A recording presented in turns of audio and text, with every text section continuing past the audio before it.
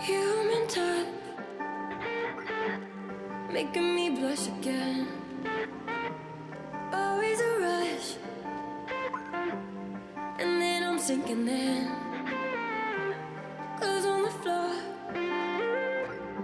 don't have to be delicate. Been craving you more. Oh God, what did we begin? My emotions taking over me.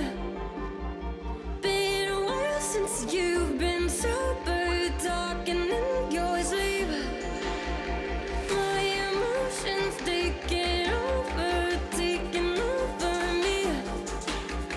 Been a while since you've been sober, talking in your sleep. I guess I'm sensitive.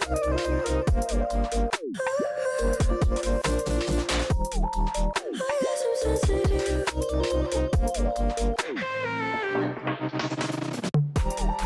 I guess I'm sensitive.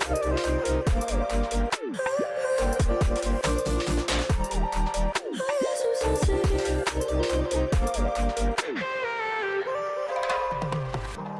Human touch,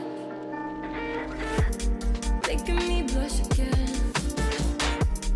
Always a rush, and then I'm sinking in. Clothes on the floor, don't have to be delicate. Been craving you more. Oh God, what did we begin? My emotions taking over me. Been a while since you've been sober, talking in your sleep.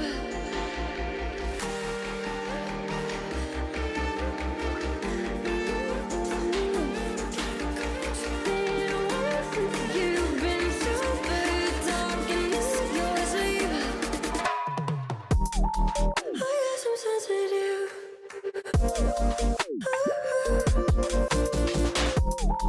I guess I'm sensitive.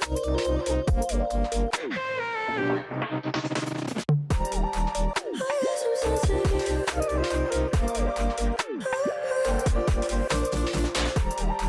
I guess I'm sensitive.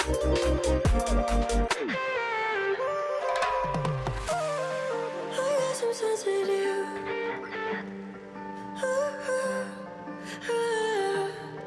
It's 'cause I'm sensitive. Hello everybody, and happy Wednesday. Welcome to another Myles Dyer Live. I am Myles Dyer, where every week we get to hang out and talk about all sorts of things, from the fun to the serious. Sometimes we might be joking around with quizzes, talking about gaming, popular culture, and other times we take it a bit more serious, maybe life hacks, mental health and well-being, world events.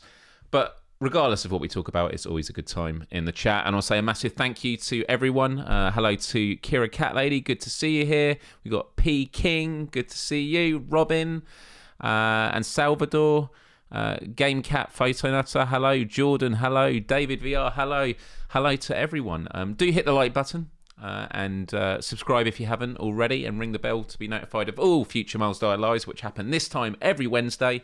And of course, if you're watching on replay, hello to all of you. We can continue this conversation in the comments section below. Hello Mojo, hello Clem, hope you're doing good. I jumped out of a work meeting minutes before starting this live show. It has been a remarkably busy week for me. For those that don't know, I got a new job. Hooray! And it started last Wednesday, so it's my first full week working with Impact Reality XR, who are a marketing and PR firm for virtual reality, but also get involved in game development as well. Super amazing team, full of passionate creators, podcasters, and VR players in the space. And I'm having an amazing time. The team is based in the US, so it's been an interesting experience of trying to sort out my own time zones. But I'll get to a bit of that in a little while. And as you can see from the topic, we're talking about imposter syndrome, which I've been asking across social media whether imposter syndrome is something that you've experienced before. Perhaps it's something you always get, maybe not at all. And for some of you, imposter syndrome might be a term you're not familiar with.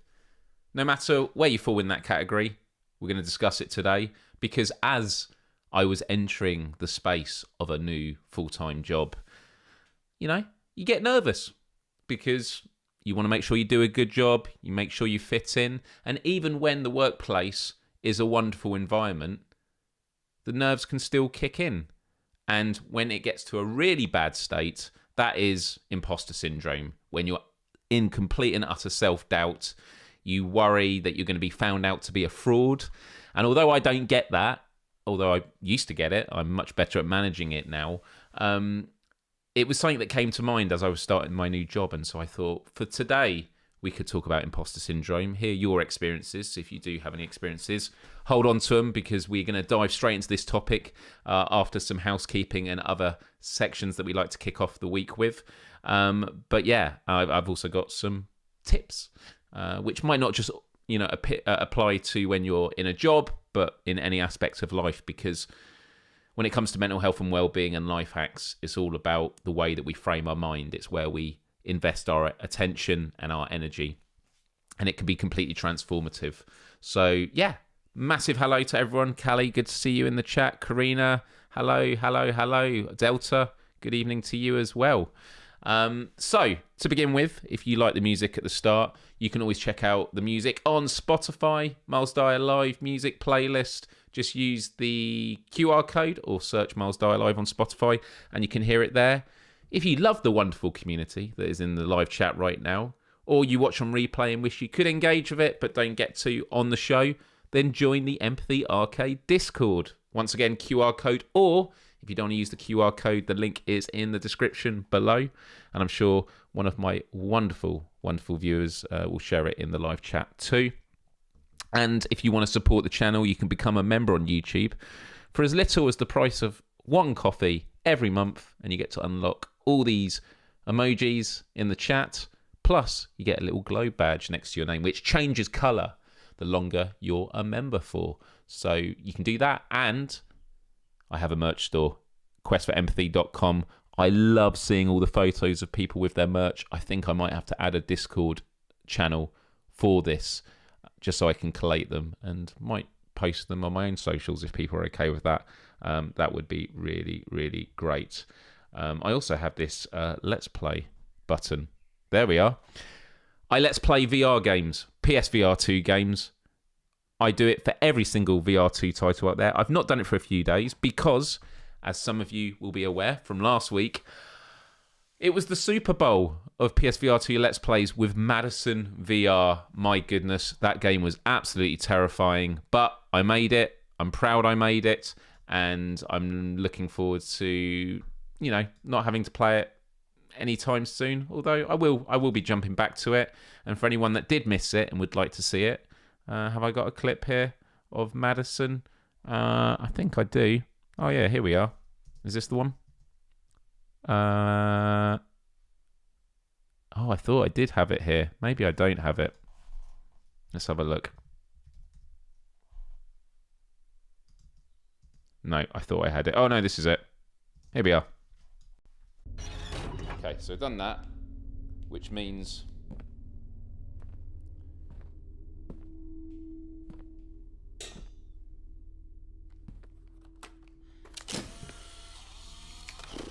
this is so horrible. Oh Jesus!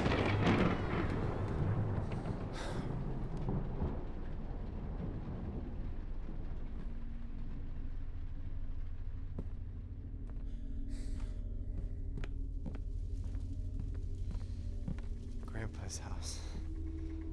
I haven't been here since he died. Great. Looks like a shithole.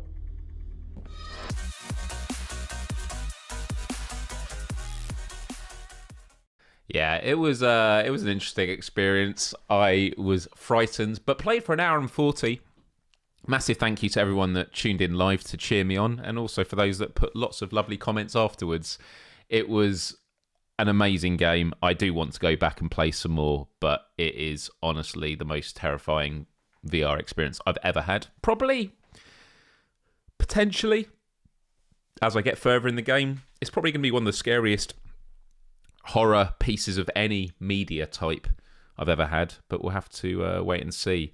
Callie says, that sounded like last week's thunderstorm, Wednesday night, a while after last week's live show.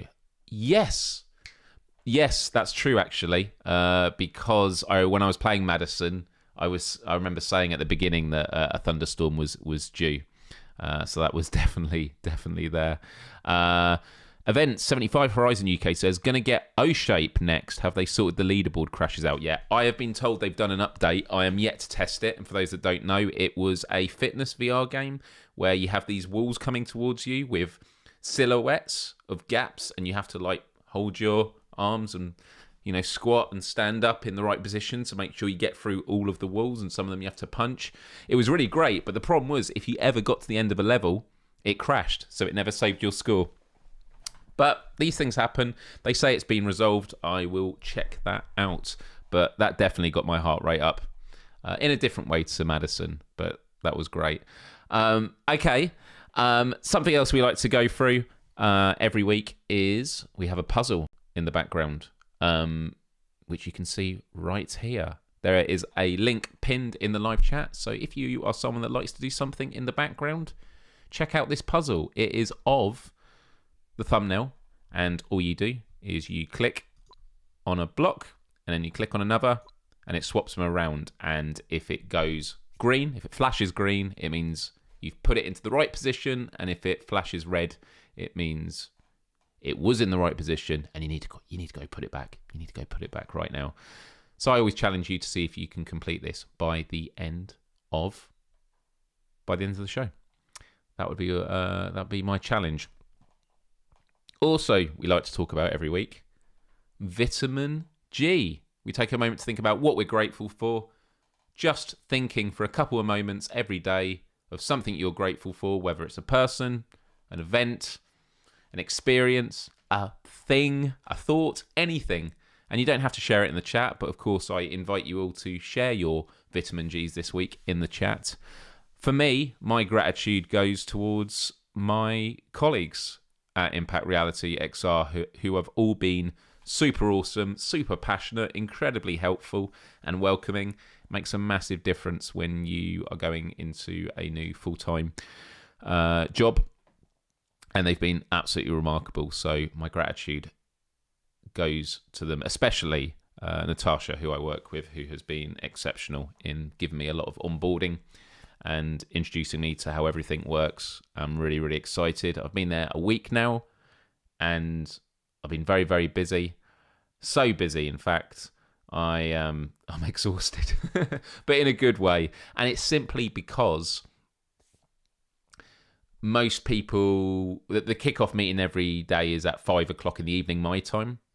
So I wake up, probably start working at 10 a.m., try and take a break in the middle of the day, get some sunshine, because the sun's coming out now. It's been amazing. Went for a lovely walk around the lake near mine. If you haven't seen it, it's on my Instagram story today. It's beautiful, beautiful, beautiful. Get back, work some more, do the kickoff meeting, which for me is like, this is what I've done today already. And then do some other meetings, and I'll probably wrap things up like 8 o'clock, 9 p.m.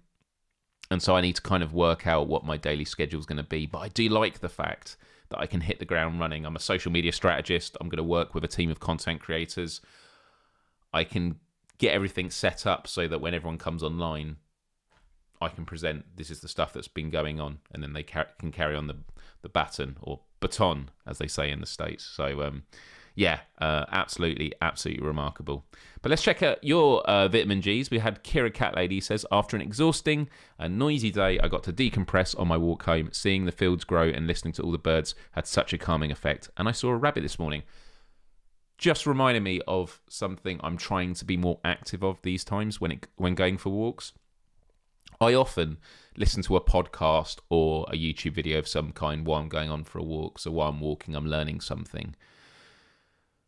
That's a great thing to do, especially at a time when you're getting the blood flowing. It gets you thinking. It can be a really inspiring moment to take on new information and see how it's compatible with things that you're currently doing. But we are always switched on.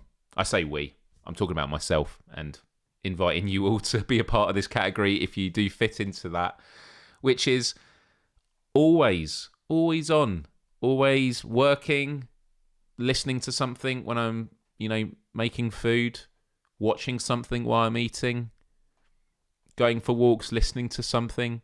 Just don't stop. And a good part of mindfulness is actually to unplug. And I need to just, sometimes on my walks, take the earbuds out, put them in my pocket, and just be mindful, thinking about the sound of the footsteps under my feet and the feeling of the ground underneath my feet and listening to the birds and wonderful nature. I need to do more of that. So thank you for sharing that, Kira. Thomas says, do you work from home full time then? I do indeed. Always behind. Now I see the context of that. Yeah, if you're watching not live, it can be a bit confusing. And Event75 says, beautiful day here in Coventry. It is really, really nice, but it can get a lot hotter, can't it, as the summer approaches. Mojo says, think my vitamin G this week has to be silence. Here we go. About sound.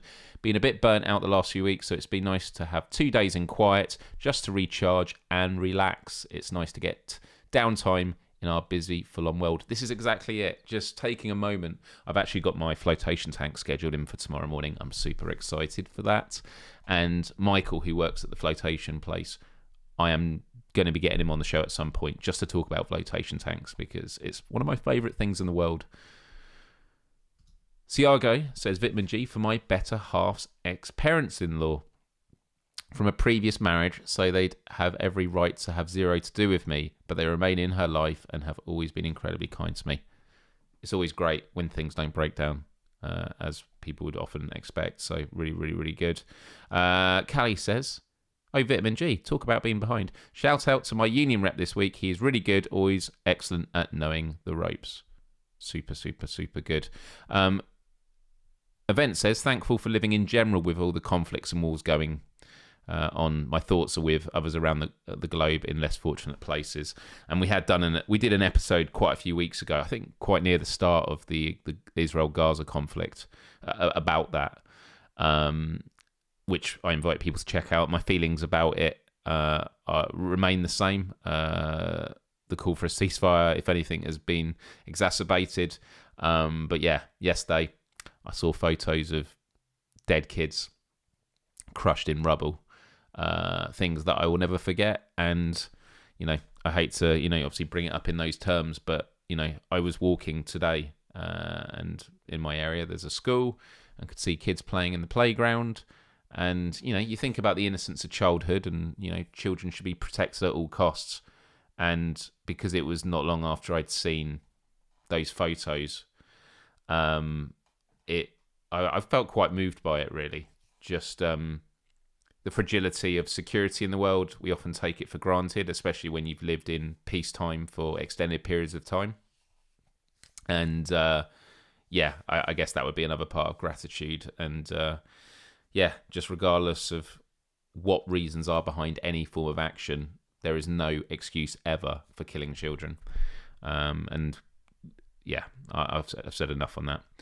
Delta Charlie says, vitamin G is having some time off work and getting to spend time with my family and getting to play some PSVR 2, especially PSVR 2. That's really, really, really good.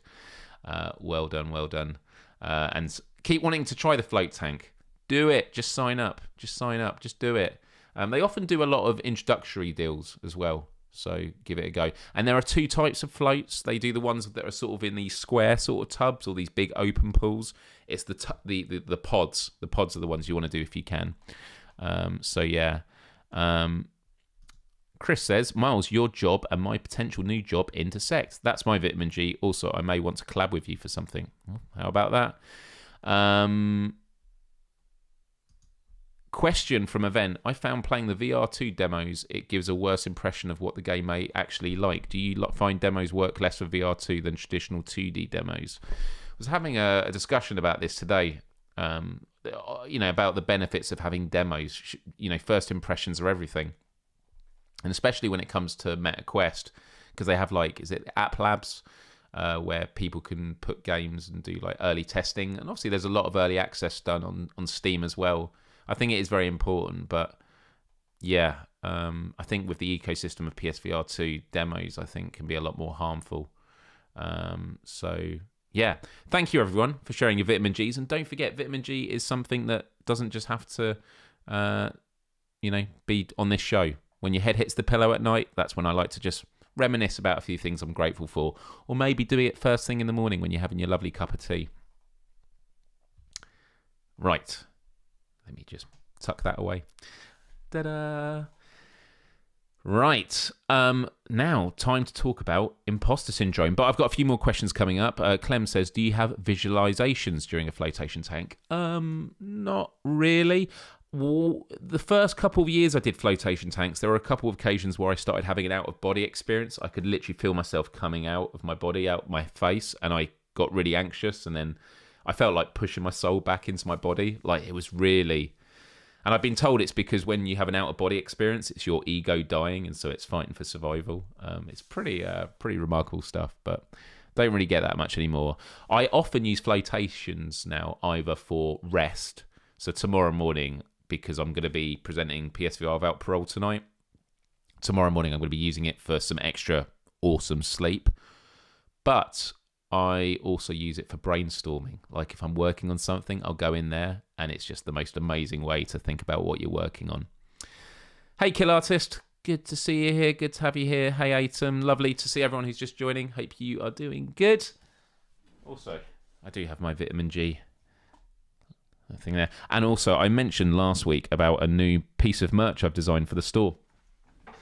It's not up yet, but it is coming, and I still have it here, and I love it so, so much. It's the mug full of motivation. Love it, love it, love it. It's cool, right? And you can get a lot of tea in there. A lot of tea, or coffee, or water, or whatever you want. All the motivation you can put in there. I'll hopefully get that set up for next week. Hey, Brian, good to see you here. Brian says, I'm currently on antibiotics for imposter syndrome. The doctor said it should clear up in about 2 to 3 decades. Oh, man. This is the thing about imposter syndrome, is it happens. I personally think it happens with everyone. And if someone says, I've never had imposter syndrome, they either are not telling the truth or they're a sociopath. Or maybe they've just got lucky and just haven't fallen into that trap. But the amount of people that have imposter syndrome are just incredibly talented people. Brian, for example, he's going to hate me saying this, putting him on the spot now. Brian is an incredibly talented individual. What he does for PSVR without parole, running all these shows, leading the way with virtual reality, building an incredibly deep and loving community that I feel very lucky to be a part of. This guy's talented. He's really good at running shows. I love his cadence. I love the way he conducts himself when he does shows. I love the way he communicates his thoughts. Brian can clip this. This can be a promo for his LinkedIn or what have you, like I did with him. But imposter syndrome is very, very real, and we all feel it. So I am going to put a poll actually in the chat. I did have it on Twitter, but I'm just going to put it in the live chat now.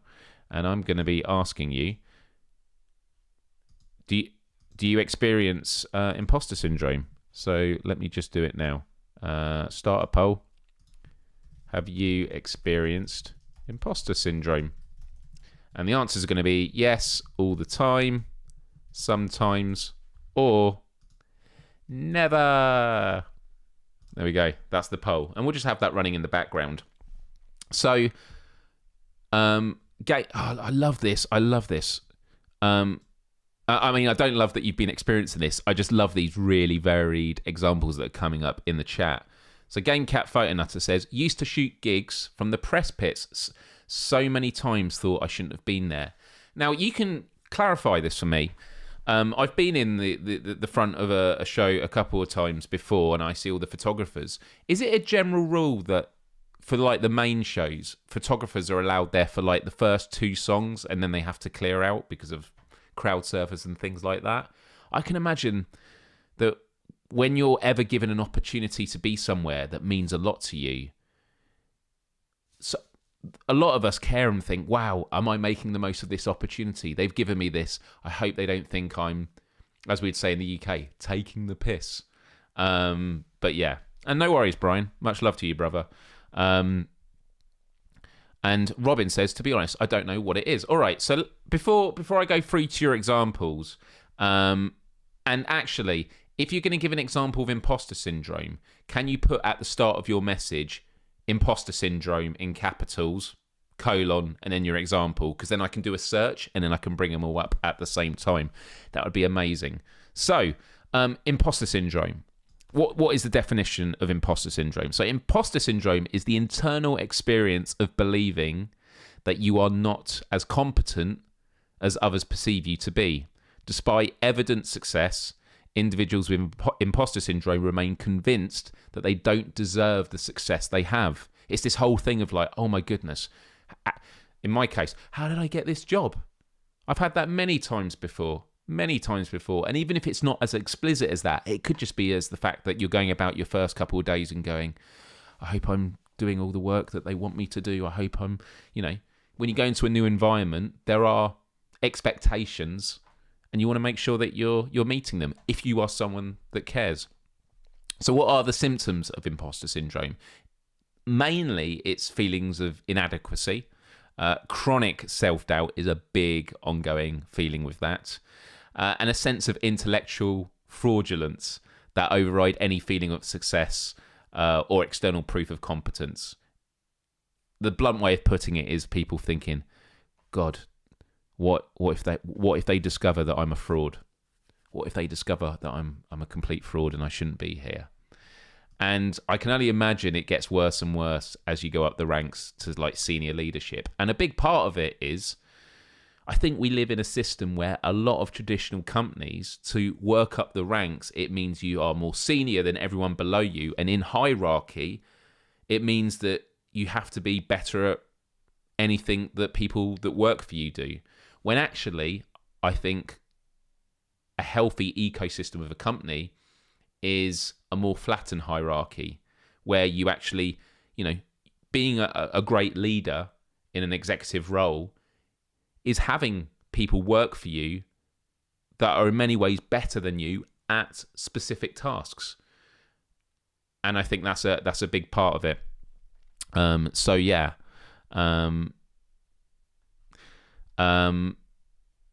So let's talk about the prevalence and impact, and keep sharing your stories, people. I'll go through them in a moment.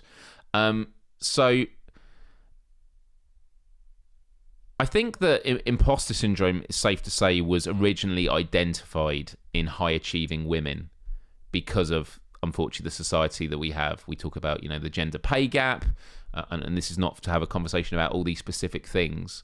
But you hear a lot of stories about women in high-end positions where there is systemic misogyny in meetings, not being able to speak or being talked over.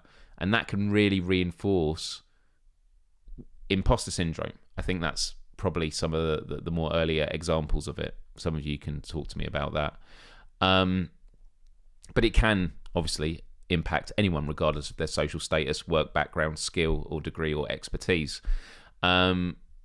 It's not actually officially recognized in the DSM-5, which is the Diagnostic and Statistical Manual of Mental Disorders, but it is acknowledged by psychologists as a very real and specific form of intellectual self-doubt.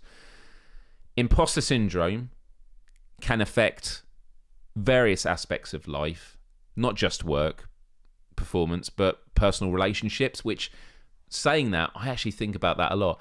I used to get absolutely terrified. Actually, I think it's a running thing. If I ever connect with someone, was starting dating and they like me, I think I probably do get imposter syndrome of oh my goodness, what if they find out that I'm not the person they think they are, think I am, kind of thing.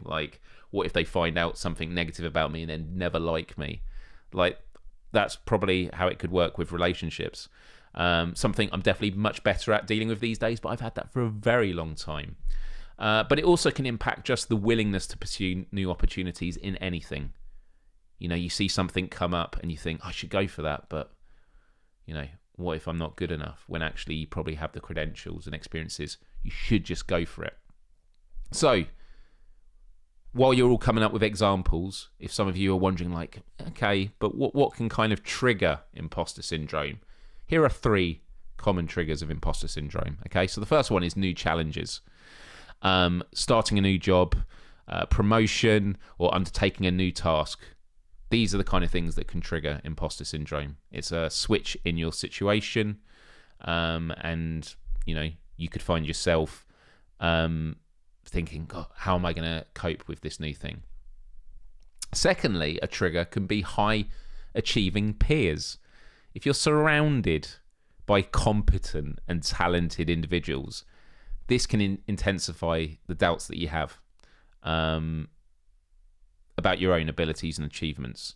The reality is, when you are surrounded by people that are great at what they do, they will be insecure about things that they can't do. When you look on social media, people often display, and I think in remote work it can happen a lot as well, people can just showcase, you know, they lean into more of the things they do very, very well, but you're just seeing that part of them. There'll be things that they don't do so well. And in a good functioning organisation, you want people to lean into the things that they're great at. Sure, they can work on the stuff they're not so good at, but as long as you're a sophisticated and a team with a good holistic approach, you can complement each other, and that should be a benefit. But unfortunately, we live in a world that is very cutthroat. Don't need to talk about the gaming market at the moment. For anyone that's been following the news this week, you know, award-winning studios that have just been completely axed. That will naturally add to imposter syndrome for people. And the final thing that can trigger imposter syndrome is your personal background. Factors like your family dynamics, cultural background, and educational environments can influence how one experiences imposter syndrome.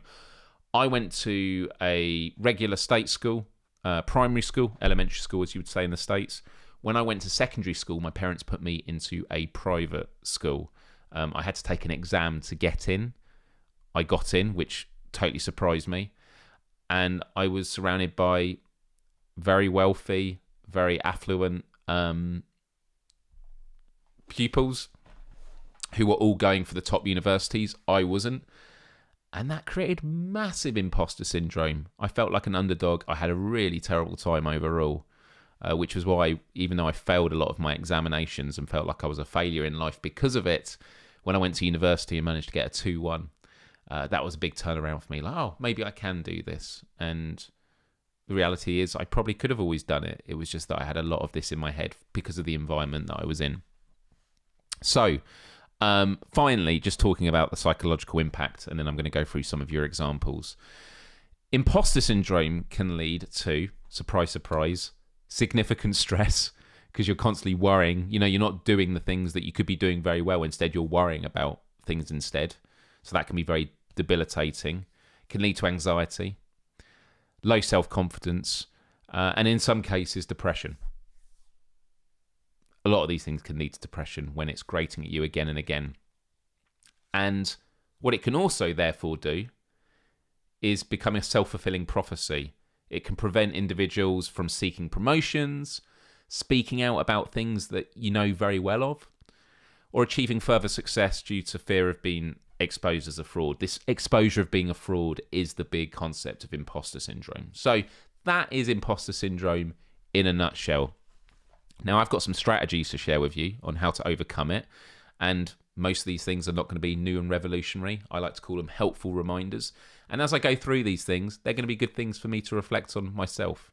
And I find that when it comes to like mental health and well-being, you're always juggling or plate spinning, which is, think about it this way. You know, you might be like, I need to go to the gym, I need to eat healthy, I need to go for walks. And what I find is I might start going to the gym, start going for walks, but then not eat well. And then start eating well and going to the gym and not going for the walks. And the reality is you're not going to do everything all of the time. So have a lot of self-compassion and realise that, you know, any type of progress is still progress. Cerebral says, it's easy for me. I know I'm a fraud. Okay. We have some frauds in the chat. Right, I'm just going to do a quick search for imposter syndrome in the chat and have a look at what people have been sharing. I wonder if crowd surfers ever get imposter syndrome. Like while they're going across the crowd at a show. They're like, should I be here? Probably as the security grabbing them, maybe. The interesting question Callie then asks is, I wonder if politicians get imposter syndrome, the Prime Minister, presidents. I don't want to derail the conversation in this direction too much, but I do find that we do have in the UK, and I'm sure in the US you'd agree, and many other systems, we have a brutal political system where you have to be so thick-skinned, the less shame you have, the better. So not having imposter syndrome. We have a big thing in the UK about Eton is a school that a lot of our political elites used to go to, and it's because at boarding schools and these elite institutions, it's instilled from a very young age that you deserve to be, you could run this place, you could run this country. And so you have a lot of these politicians that go into senior roles. David Cameron, I think, who is now a foreign secretary, was a prime minister, and I think he went into it because he thought he'd be good at the job, which is a very egotistical thing. And look, you should go for jobs if you think you're going to be at it, but this idea of I think I'd be quite good at it, it is this mentality that is instilled, and it's like the polar opposite to having imposter syndrome. Mojo says, my anxiety when it gets really heavy always makes me feel like I don't deserve to be happy in life. I don't know if that's part of imposter syndrome and really can drag me down. I think it definitely relates, and there's always a lot of things that can overlap with imposter syndrome, but obviously in depression, and when sometimes you think in the most serious cases, and I've been there, and I'm sure other people have been there, of it'd be better off if I wasn't here. Like, that is the ultimate imposter syndrome.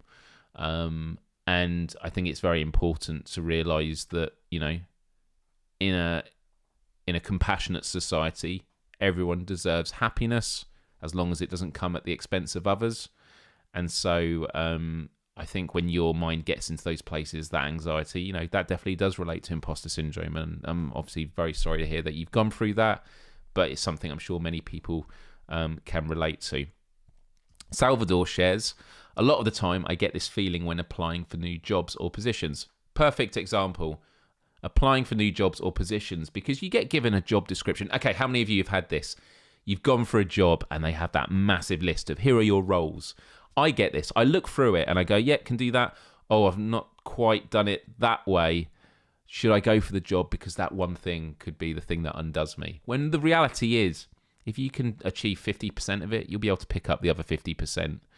And I find that actually in the job interview process, it's actually good to go through, these are the things I'm really great at.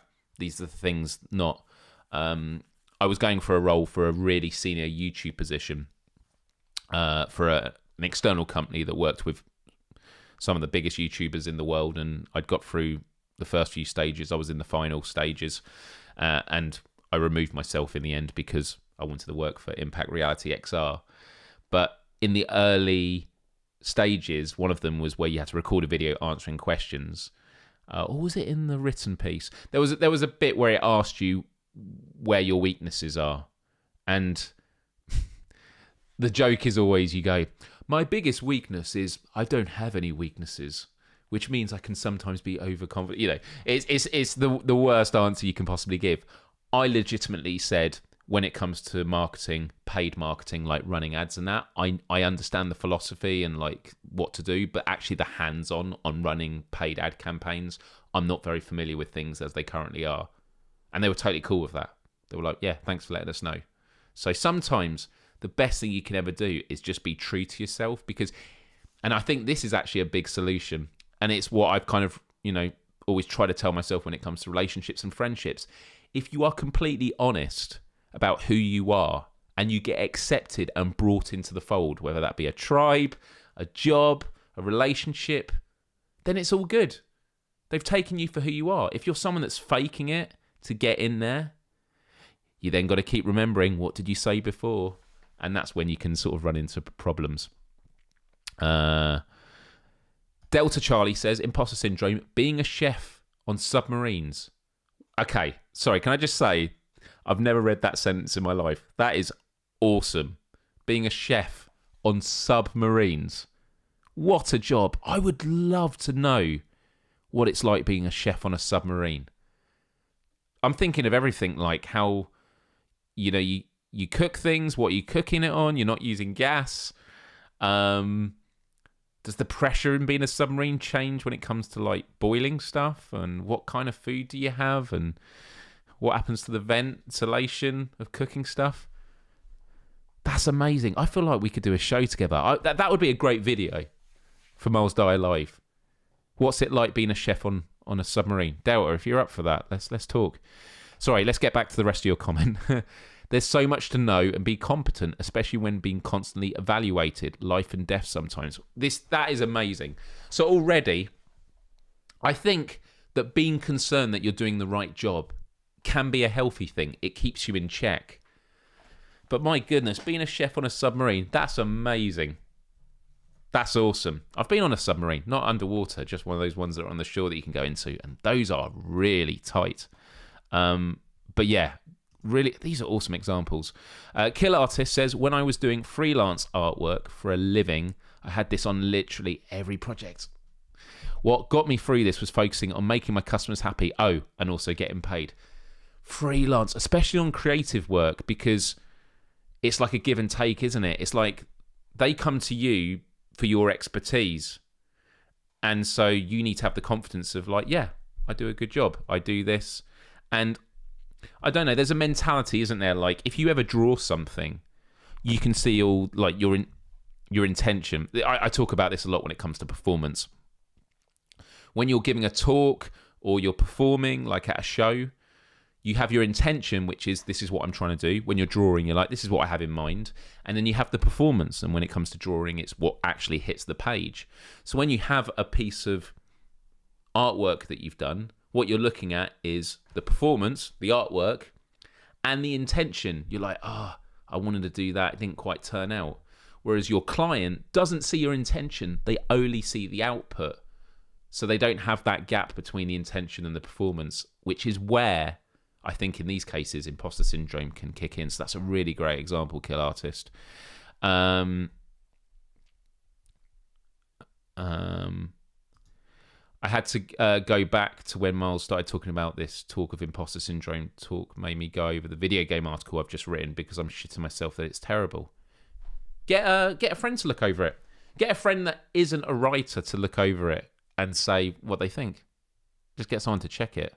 But yeah, when you're shitting yourself, like you're that concerned, that's tough. That's tough.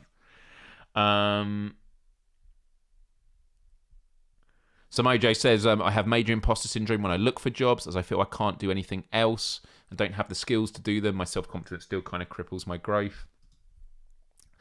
I do find that if you're looking at a list of a job and there's like one thing on there that, or maybe a big part of the job that you're like, that bit I don't know, just go on YouTube and search. There are lots of tutorials on there, and it's not to say, you do a 30-minute YouTube video and now you're an expert, but it can give you a really good front footing. And actually, as you go through that tutorial, you might find, actually, I do understand a lot of these concepts, and that just fills in the gaps of what I know. Je ne sais quoi says, also to help with not having imposter syndrome at work is my one-to-ones with my boss. I make him tell me what I'm doing well and what I can do better. That's exactly right. When it comes to anxiety like grows in a vacuum. So especially if you're working in remote work, if you're not talking to someone, the longer you leave it, the more chance you have for your thoughts, often negative, to sort of grow and spiral out of control. Having a conversation, 9 times out of 10, I'd say higher than that, it's not as bad as you thought, because the mind is very, very good at catastrophizing things. Imposter syndrome, Myles, some of us have shortened it to imp sin, just so you don't miss them. Okay, let me do this with the search. Oh, here we go. When you say that, I've searched imp sin and it's just Callie. Just Callie, it's all of yours. But that's funny. Right, I'm just scrolling down the list now. Right. God, I'm got to catch up now. with everyone. Thank you, everyone, for sharing your thoughts.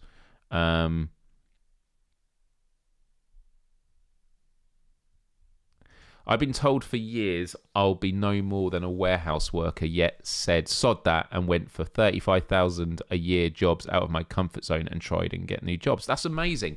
One of my favourite things I remember hearing, and I probably could find it on YouTube sometime, it was when, is it Keith Olbermann, the American newsreader or journalist or presenter, talk show host, he interviewed an old lady that protested during Occupy Wall Street. I want to see if I can find this. And she said,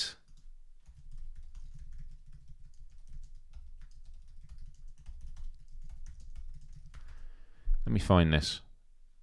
Oh, no, I can't. I'd love to find it sometime. But she basically said she loves to live life 1 foot out of your comfort zone. And I just love that as a philosophy. Love it, love it, love it. Thank you, Jenna.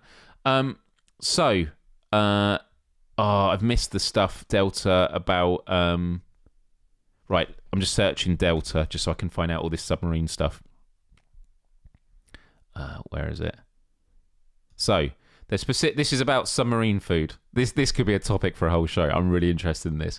There's a specific foods on specific days. Curry on Wednesday. Oh, man, I'm starving. It's 9:45. I need to have dinner. Fish on Friday.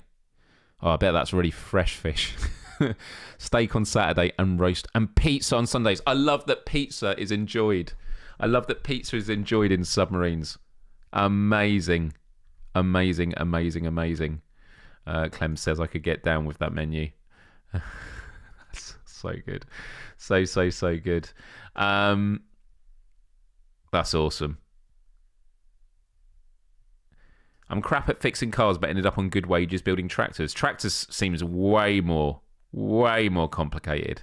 Ciago says, imposter syndrome. I've done some festival gigs for 5 to 10k people. Amazing high. But the months following, I really struggled with feeling like I didn't deserve those shows. This is the thing is, I'm going to go through the solutions now that I've got written down. But you're in the moment. Like, while you're in the moment, just think about, what can I do right now?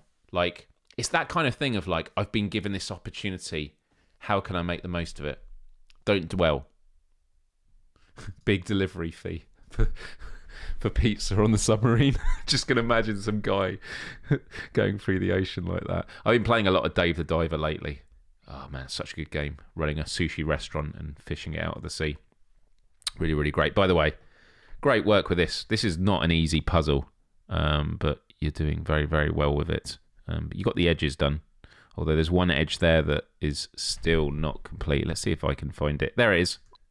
No, it wasn't. Do you know what? I'm going to leave it alone because otherwise I'm going to make it worse than it is. Let's go through some solutions for imposter syndrome. Okay, so strategies to overcome your imposter syndrome. I've got written down. Firstly, acknowledge the feeling. Okay, same with like cognitive behavioral therapy. Anything is acknowledging the feeling for what it is. Just recognize and accept that imposter syndrome is a common experience and not a reflection of your actual ability. If you just say that to yourself, it can help you sort of pull yourself out of that intense feeling. Because when we get lost in feelings, we do get lost in the abstract. It's about what we feel, not what we think about it.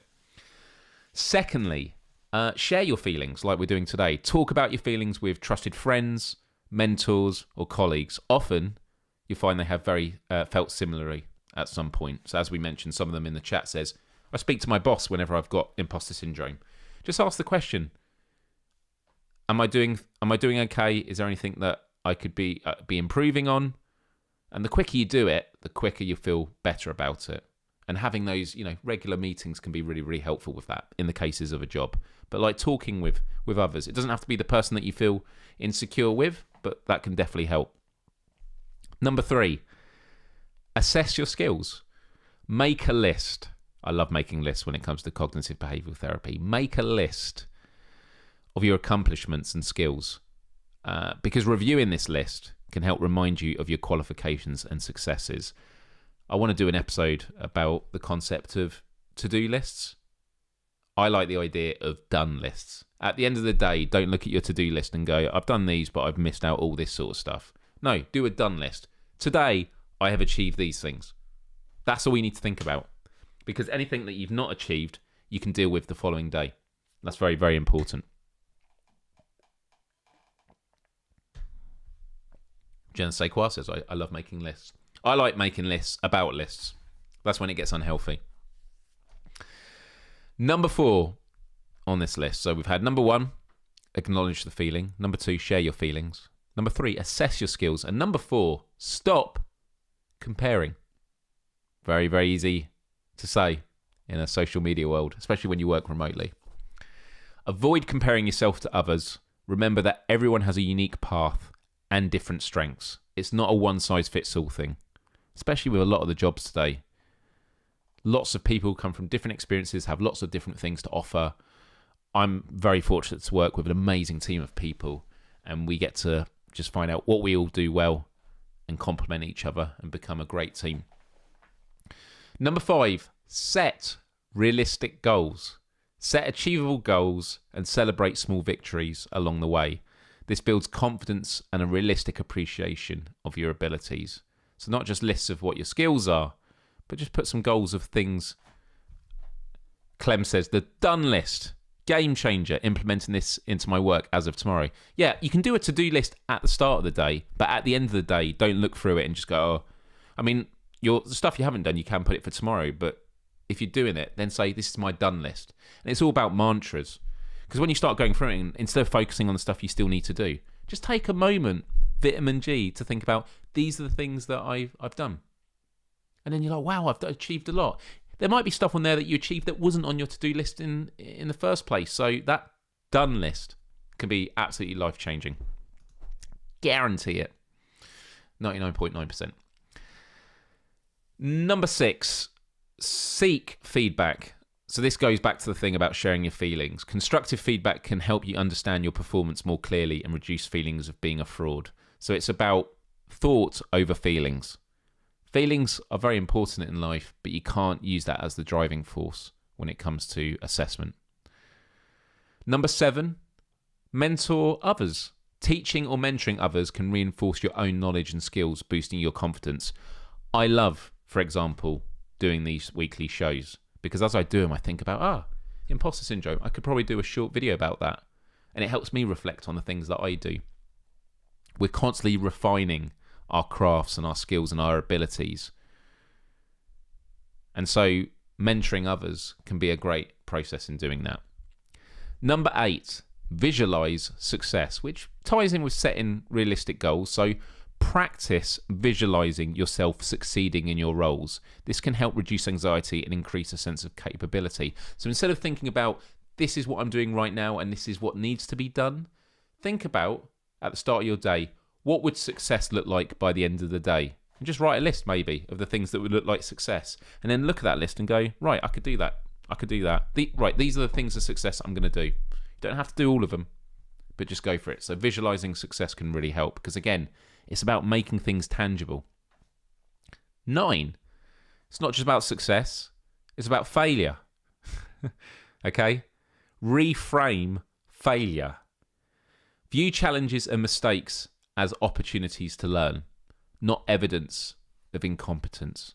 That's a really important thing when it comes to failure. This whole thing of like, failure isn't like an absence of something from your life. It's actually a teachable moment. And so it's a question of what you do with failure. Is it, I'm just going to let it devour me, or am I going to let it liberate me? And number 10, which is always very, very important with anything when it comes to mental health and well-being, is professional help. Because if imposter feelings are overwhelming, there's nothing wrong with seeking help from a counsellor or a therapist specialised in career-related issues, because they deal with this all of the time. Or look online, tutorials. There are lots of therapists that do videos and stuff like that, but professional help can be very, very important. So, just to recap, people, strategies to overcome imposter syndrome. Number 1, acknowledge the feelings. Number 2, share your feelings. Number 3, assess your skills. Number 4, stop comparing. Number 5, set realistic goals. Number 6, seek feedback. Number 7, mentor others. Number 8, visualize success. Number 9, reframe failure. And 10, professional help. Totally fine. Okay?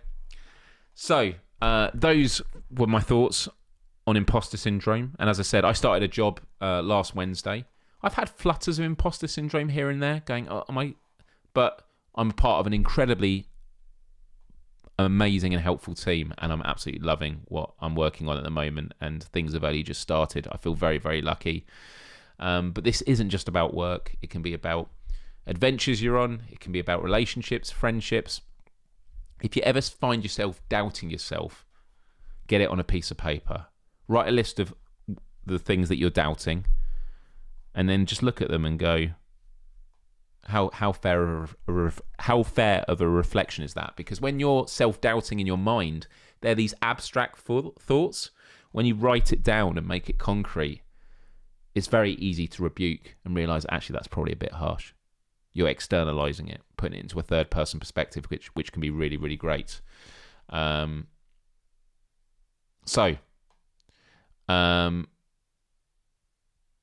There we go. All right, people. Glad you found the tips useful. Thank you. That was it for today. But what is it for this week on Dyer Discovery? I don't know if I talked about this last week. So last week we went through the Kit Kats. I think I did show this. I haven't taken this out yet, but my parents went to Japan and they got me some Kit Kats that were nice flavors. They got me this nodding samurai, which I haven't taken out the packet, but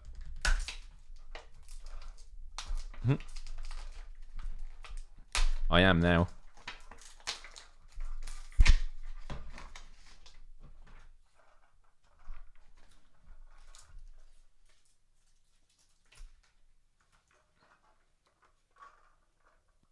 There we go. Love it. Always nodding. There is this card behind, but I don't know. No, that doesn't come out. No. But this is super, super cool. Now, the question is, does anyone have a nodding toy in their home? And if so, where do you put it? Because a part of me is, I have it on my desk here, but I'm like, do I really want it? I mean, I've had it for a few days now, just this subtle tapping. I don't want it in the bedroom, because in the bedroom, it might be annoying at night. So do I want it in the kitchen? I'm just curious, do you have a nodding toy? And if so, where do you put your nodding toy? That is my Dyer Discovery for today, and I'd love to hear your thoughts. No nods in my flat.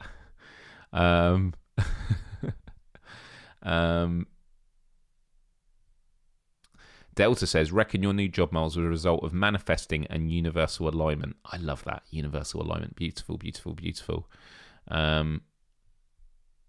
Yeah, the hour went by really, really quick.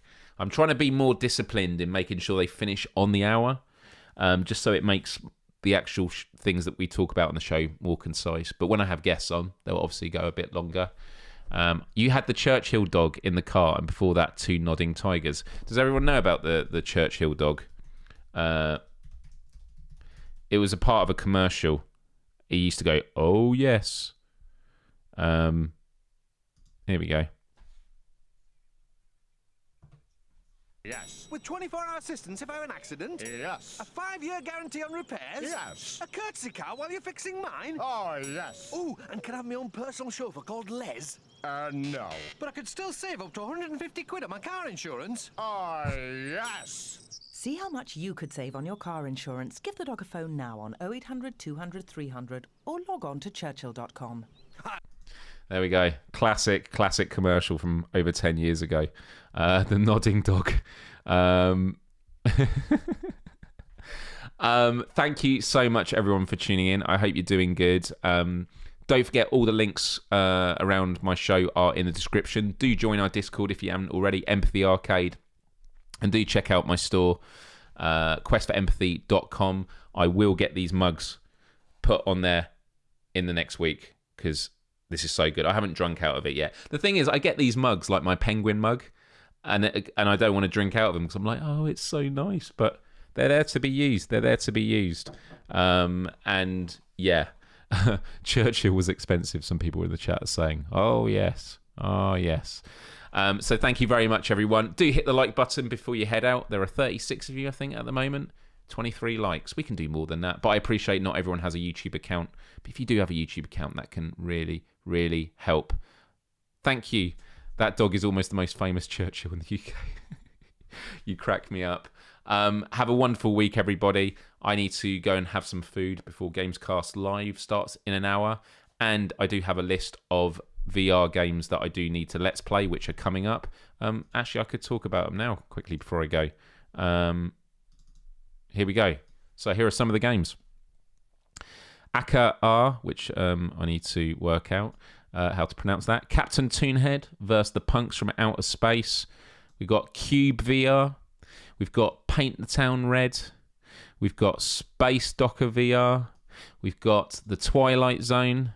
We've got The Wizards, Dark Times Brotherhood, and we've got Tin Hearts. Lots and lots there to stay tuned for.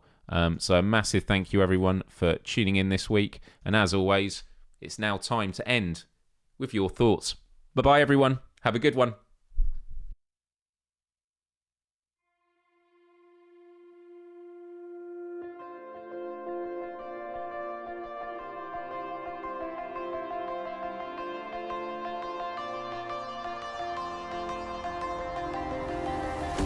Thought I saw you on the road. I was chasing sunsets all alone. The darkness faded, painting goodbye big sky. Far away but dreaming of your ocean eyes.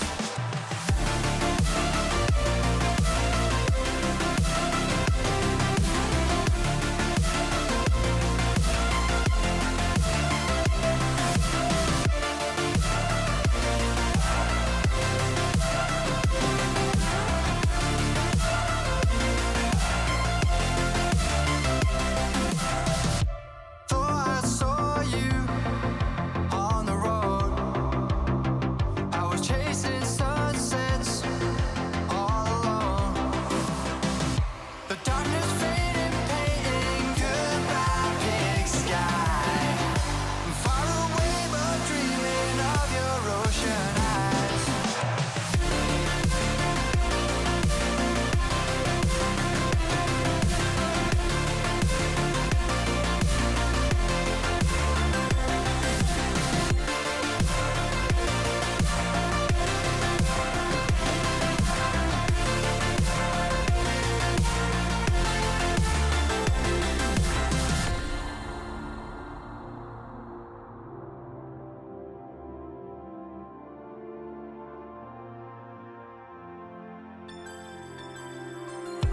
Thought I saw you on the road. I was chasing sunsets all alone. The darkness faded, painting goodbye big sky.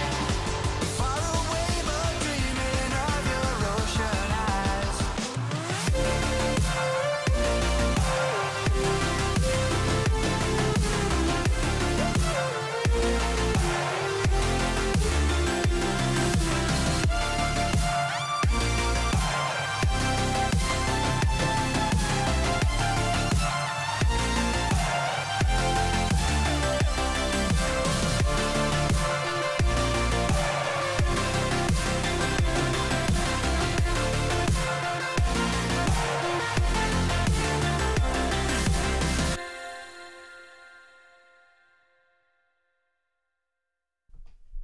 Honestly, lovely, lovely words from everyone. The bobblehead penguin would be awesome. So the merch store that I use, they do actually allow you to get customized products. Bobblehead, I'll have to speak to the team and find out if they could. But with those kind of things, I would actually have to put up the cost up front, and normally you have to buy a minimum order. Something I am thinking about. There was I'll promote this. There was a cute little game that was shown at WASD that I went to a couple of weeks ago. A lady had created this game on the, I think it's on the App Store just on iOS. I don't think it's on Android yet, and it's called Squarelets. I mean, I'll see if you can see this. Squarelets. Can you see Squarelets? Really cute, and it's where you've got to. You're showing like a really blurry image, and then you have to work out what like the shapes. You're given like a selection of shapes, and you've got to work out which one the blurry shape relates to. But as you click on the blurry shape, wherever you're clicking, it makes it a higher resolution gradually, and you get less points. So you've got to do it as quick as you can. But they had really cute pins, and this was one of them. This little cactus, just absolutely adorable. Absolutely adorable. And I thought, do you know what? I think I can get these made. But I would love to make an Empathy Arcade heart, one of these, like as a pin. Wouldn't that be good? I would love an Empathy Arcade pin. Really, really good. So that's something I'm going to inquire about. That's just something that crossed my mind. But yeah, I hope you are all doing good. Someone said, hope I see Kira's questions. Oh, the poll. Yes. Thank you for that. Let's end the poll. The result is, and actually, you're getting super close with this, people. Super, super close. The result of the poll was...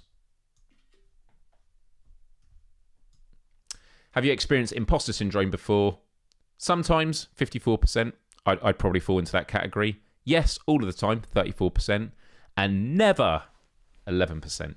And to be honest, even though I said at the beginning about the kind of people that would never have it, a lot of the times it is because people are not telling the truth. But there are also people that just haven't experienced it. And if you haven't, there's nothing wrong with that. I just want to be absolutely clear about that. There is nothing wrong with never experiencing imposter syndrome. It's actually a really good thing to have a good peace of mind with that. And not having imposter syndrome is not synonymous with not caring. I want to make that clear as well. Thank you everyone for tuning in. Always wonderful to talk together. Love you all. You are amazing. And I can't wait to catch up with you again next week. Join the Discord and tweet me if you have any topics for future shows. I'm always interested. Have a good one. Bye-bye.